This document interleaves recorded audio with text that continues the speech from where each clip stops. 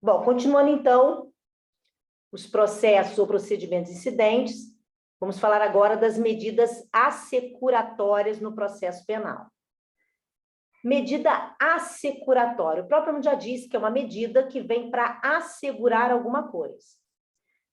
E o que seria necessário de ser assegurado no processo penal? Bens móveis ou imóveis do indiciado ou do réu ou querelado. Bens que ele pode ter conquistado de forma ilícita, como proveito da conduta criminosa, ou até bens que ele conquistou honestamente. E por que o Estado juiz iria autorizar essas medidas assecuratórias? Em relação ao proveito do crime, lá no artigo 91 do Código Penal, vocês vão encontrar como efeito secundário extrapenal genérico da condenação a perda do proveito do crime. Só que a ação penal, ela não é processada e julgada de um dia para o outro. Demanda um certo tempo. Por mais célere que seja, demanda um decurso de tempo, e durante esse tempo, o réu pode fazer com que esse bem desapareça, ou que o Estado não consiga mais alcançá-lo quando da condenação. Então, para assegurar que esses bens não sejam vendidos, deteriorados, doados, perdidos, é que existem medidas assecuratórias para que tenha esse bem resguardado, para caso haja uma sentença condenatória, esse efeito secundário extrapenal genérico possa ser efetivamente, possa repercutir. E os bens lícitos, os bens que ele conquistou honestamente, por que assegurar esses bens?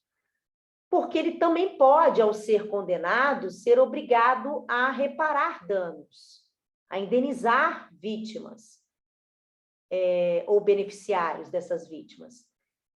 E aí, se ao final do processo ele não tiver mais nenhum bem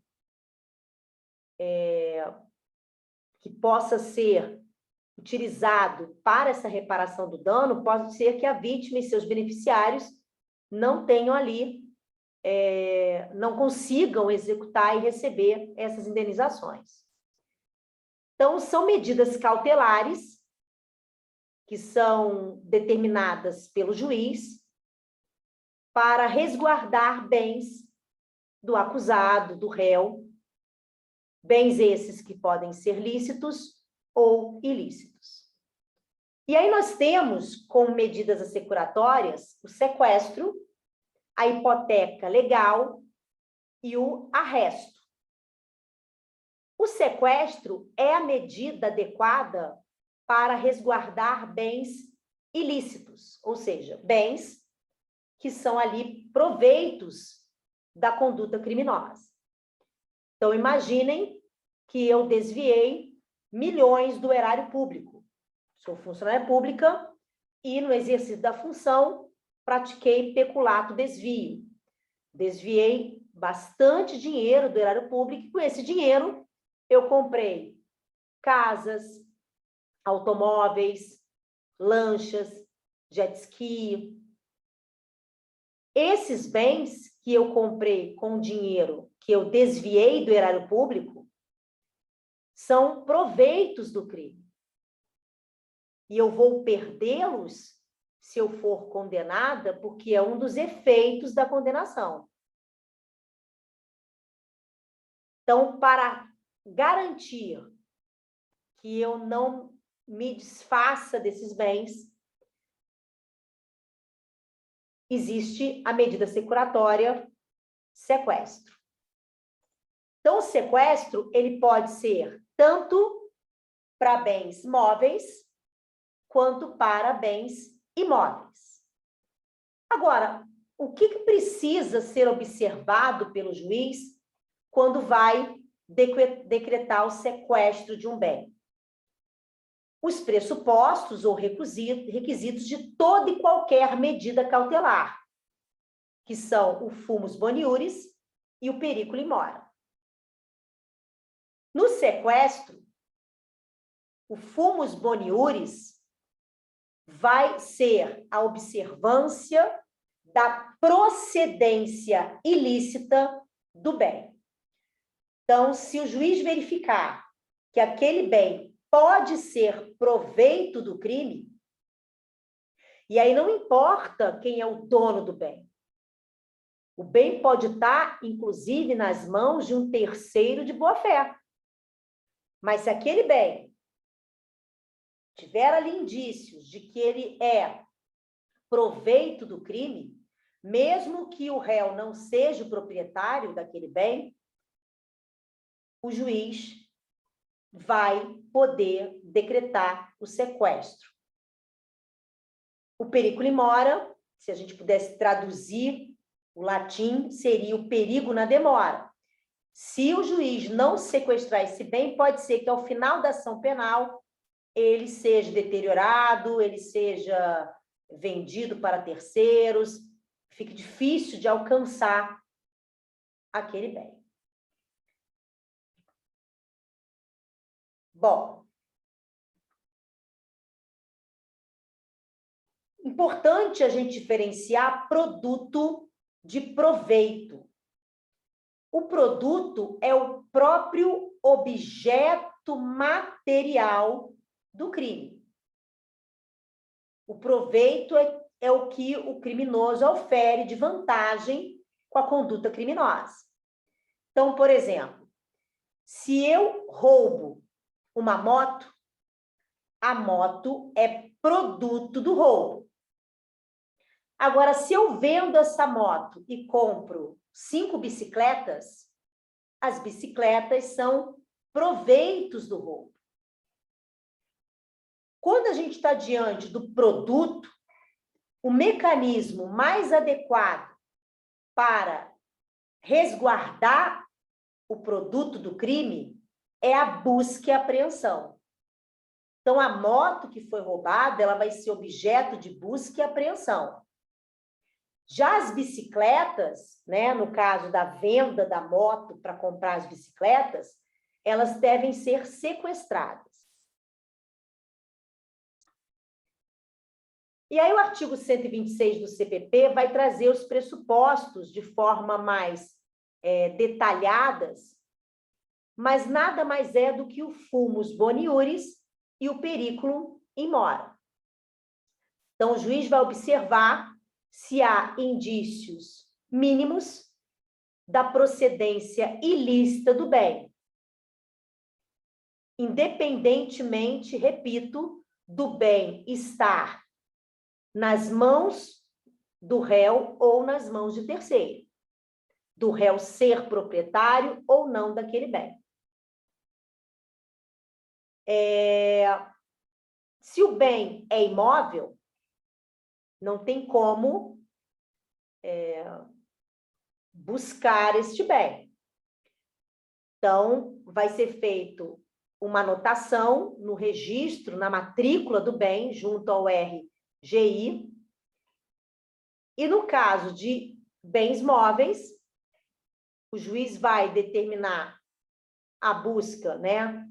A apreensão desses bens móveis sequestrados, o sequestro desses bens móveis, e aí vai colocar ali num depósito ou vai deixar na mão de um depositário ou administrador judicial. Em que momento pode ser decretado um sequestro de bem? Tanto durante a ação penal quanto na fase de inquérito. Então, o juiz pode decretar tanto durante o curso da ação penal como antes do início da ação penal na fase da investigação. E quem é que tem legitimidade para requerer? O artigo 127 vai dizer quem é que tem legitimidade para requerer o sequestro. A grande questão é que o artigo 127 diz que o juiz pode decretar de ofício o sequestro, ou seja, sem ninguém pedir, né? Ele verifica ali que existe algum bem e aí ele determina o sequestro, independente de requerimento de Ministério Público, de querelante. Bom, na fase do inquérito, isso não foi recepcionado pela Constituição de 88. O juiz não pode agir de ofício na fase do inquérito.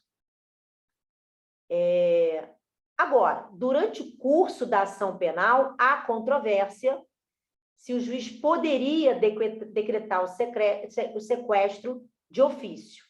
Há quem defenda que fere o sistema acusatório porque fere o princípio da inércia. O juiz teria que ser provocado, ele não poderia agir de ofício. Então, essa parte do artigo 127 do CPP, que diz que o juiz pode decretar o sequestro de ofício, na fase do inquérito é pacífico que não pode. Na fase da ação penal tem controvérsia por conta do princípio da inércia, por conta do próprio sistema acusatório. E aí o juiz decreta o sequestro do bem. E agora? E agora que existem meios de defesa para o levantamento desse sequestro. O próprio réu, ele pode embargar no caso do sequestro. Mas embargar alegando o quê? Alegar que ele é inocente não faz diferença, porque o que faz o bem ser sequestrado é a procedência do bem e não a autoria. Agora, ele pode tentar comprovar que aquele bem não tem procedência ilícita, que ele conquistou aquele bem honestamente, por exemplo, uma herança de família. É possível também embargar do sequestro terceiros estranhos ao processo e terceiros de boa-fé, né? Aquela pessoa que adquiriu o bem achando que estava tudo certo, até porque quando adquiriu o bem, realmente não havia nada, nenhum impedimento, não havia nenhum registro de nenhum tipo de impedimento à transação, né? À venda, enfim. O sequestro surgiu depois, mas o terceiro de boa-fé pode embargar, alegando que adquiriu de boa-fé e que não seria razoável ele ter o bem sequestrado. Em relação ao levantamento do sequestro, remeto vocês ao artigo 131 do CPP. Quanto ao procedimento para esses embargos, o CPP ele não diz, ele só diz que cabe embargo, mas ele não diz qual seria o procedimento desses embargos. Então, vai ter controvérsia de qual seria o procedimento a ser adotado, se a gente aplicaria os embargos do processo civil subsidiariamente diante da falta dessa observância no CPP, se a gente aplicaria ali procedimentos previstos na Lei Processual Civil. E como atacar o sequestro, né? Além do embargo, poderia ser feito mais alguma coisa? A maioria entende que na própria apelação é possível, através da apelação, é possível também rebater, ser um meio de defesa desse sequestro, com base no artigo 593, inciso 2, do Código de Processo Penal. E há também uma doutrina considerável de que poderia ser rebatido através do mandado de segurança. Mas a lei diz que é através dos embargos, só não diz qual seria o procedimento para isso. Bom, o pacote anticrime, que entrou em vigor no dia 23 de janeiro de 2020, ele alterou o artigo 133, eu coloquei para vocês a redação do artigo 133 do CPP, que foi alterada pelo pacote. A inclusão do artigo 133A, pelo pacote, que admite que esses bens possam ser utilizados por órgãos de segurança pública,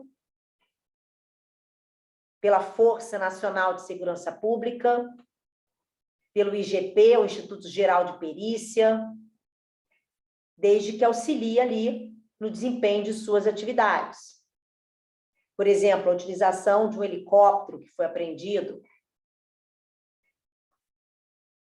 Bom, a hipoteca legal e o arresto, eles vêm para assegurar aqueles bens lícitos, aqueles bens conquistados honestamente pelo réu, pelo acusado, e que poderão ser utilizados para indenizar a vítima. A hipoteca legal é para bens imóveis. O arresto é para bens móveis. Entretanto, o arresto ele só pode ser utilizado como forma de complementação ou quando não há bens imóveis para serem hipotecados.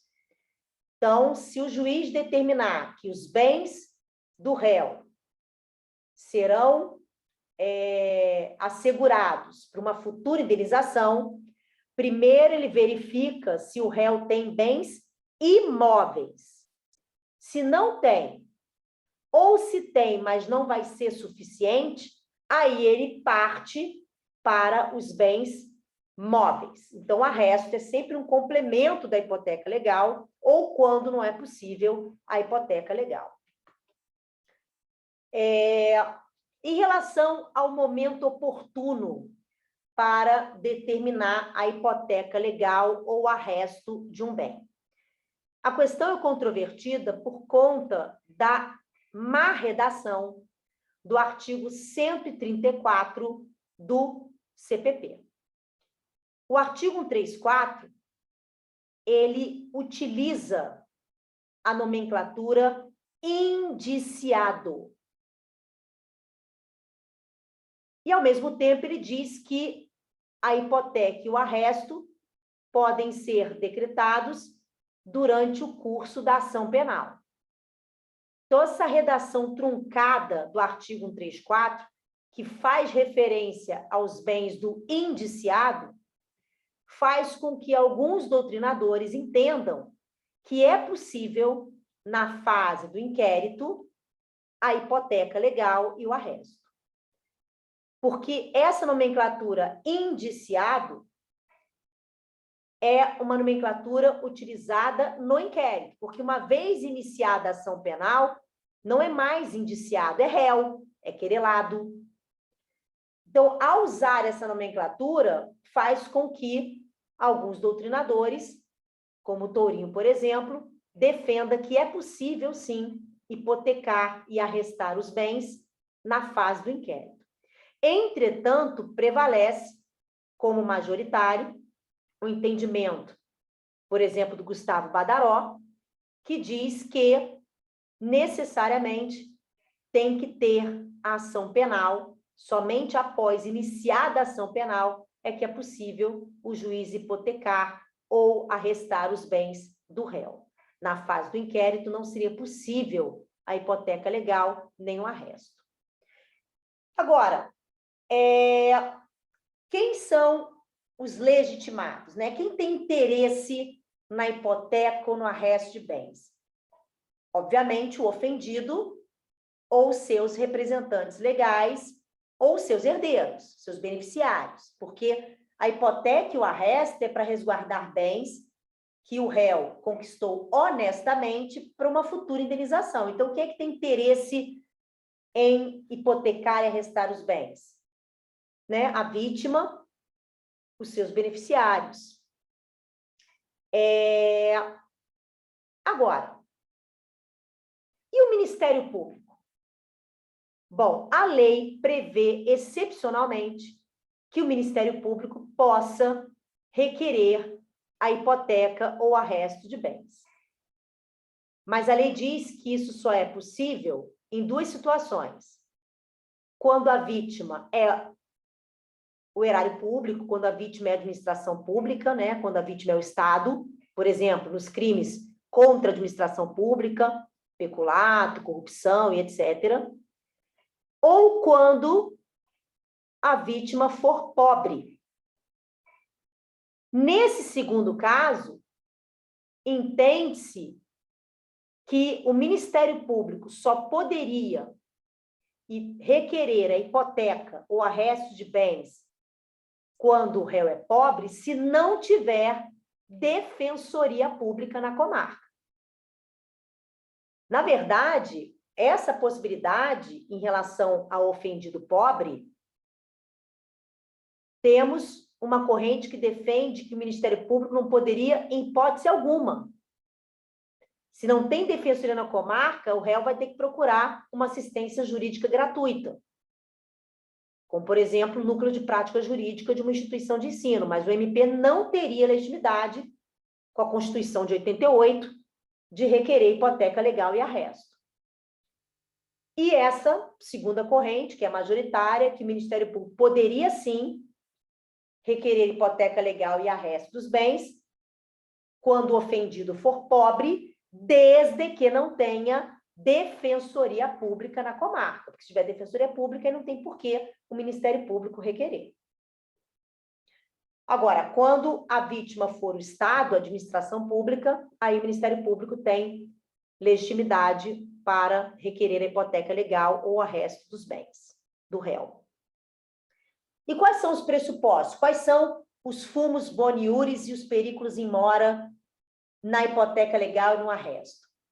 Aqui, indícios de autoria e materialidade. Tem que ter indícios de que aquela pessoa praticou aquele crime, para que os bens dela possam ser hipotecados ou arrestados. Diferente do sequestro, que lá observa-se o indício de procedência ilícita do bem. Então, lá no sequestro, o olhar é para o bem. Na hipoteca legal, no arresto, o olhar é para o próprio réu, se há indícios de autoria. E comprovantes e comprovação da existência do crime, que é a materialidade. Nesse slide, eu coloco aí o procedimento, né, o passo a passo, como é que vai ser feito esse requerimento.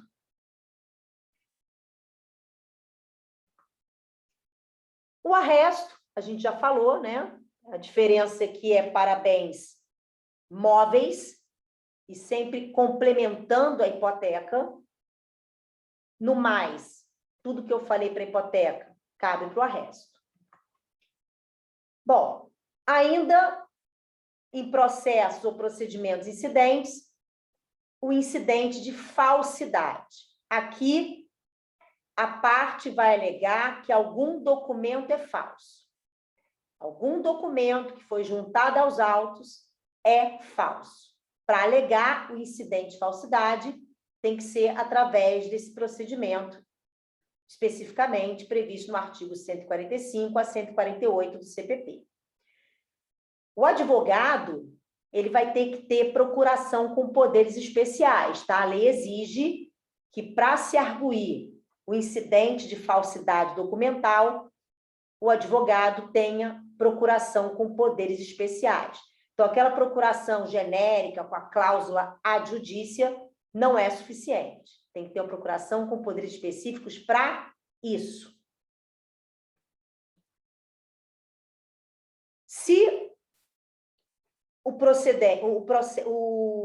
procedimento for julgado procedente, a arguição for procedente, o juiz vai determinar o desentranhamento daquele documento. Afinal de contas, ele é falso. Se a arguição de falsidade documental for julgada improcedente, o documento vai ser mantido.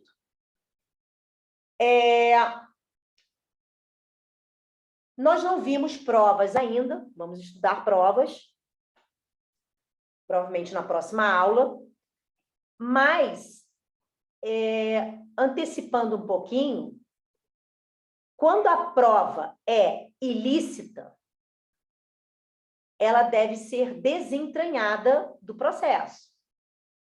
Qual é a diferença de uma prova ilícita para um documento falso? É que o documento falso não traduz a verdade. Já a prova ilícita, ela pode traduzir a verdade. Vou dar um exemplo. O delegado determinou a busca e apreensão da arma do crime sem mandado judicial. Ele não pediu ao juiz um mandado judicial e determinou que, mesmo sem mandado, seus agentes fossem até o local, buscassem e apreendessem a arma do crime. É a arma do crime? É. Na arma do crime estão as impressões digitais do autor do crime? Estão. Mas ela é uma prova ilícita. Apesar de traduzir a verdade, ela é uma prova ilícita. Diferente de um documento falso. Ele é falso. Então, ele não traduz a verdade. Na prova ilícita, a lei determina que o juiz que teve contato com a prova ilícita fique impedido de julgar. O pacote anticrime acresceu o parágrafo 5º, artigo 157 do CPP, por entender que há ali uma lesão à imparcialidade, porque o juiz teve contato com uma prova que traduz a verdade, mas por ser ilícita, teve que ser desentranhada do processo. Mas o juiz teve acesso. Aquilo vai influenciá-lo. Por isso que ele fica impedido. Já no caso do juiz que determina o desentranhamento de um documento falso, ele não está impedido de julgar a lide, porque não há nenhuma lesão à imparcialidade, ele ter tido contato com esse documento, porque ele sabe que é falso, ele sabe que não traduz a verdade. Bom, para a gente fechar os processos ou procedimentos incidentes no processo penal, o incidente de insanidade mental.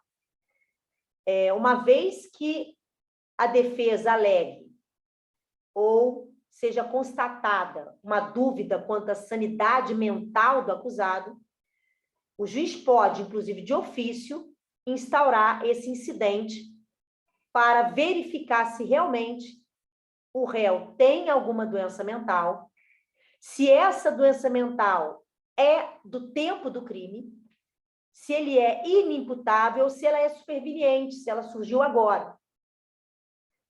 Então, vai ser instaurado o incidente de ofício a requerimento das partes para verificar se o réu tem ali uma doença mental e se isso pode atrapalhar a ampla defesa, né? Se a doença mental impede que ele possa se autodefender.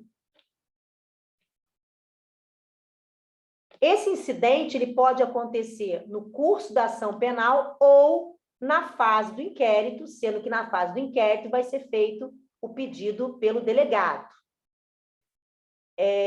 O incidente é instaurado através de uma portaria, é nomeado um curador e o processo fica suspenso para que o réu possa passar pela perícia e verificar se realmente ele tem condições de exercer a autodefesa, se não vai ter nenhuma lesão ao princípio da ampla defesa.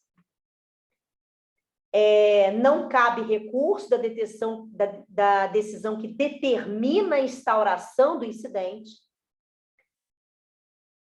E aí nós temos algumas possibilidades. Essa doença mental, ela pode ser do tempo do crime e pode tornar o sujeito inimputável. Nesse caso, ele é absolvido e aplica-se medida de segurança. Pode ser que essa doença mental tenha surgido durante o curso da ação, e aí a ação penal vai ficar suspensa até que ele se restabeleça, conforme artigo 152 do CPP, ou pode surgir durante a execução da pena.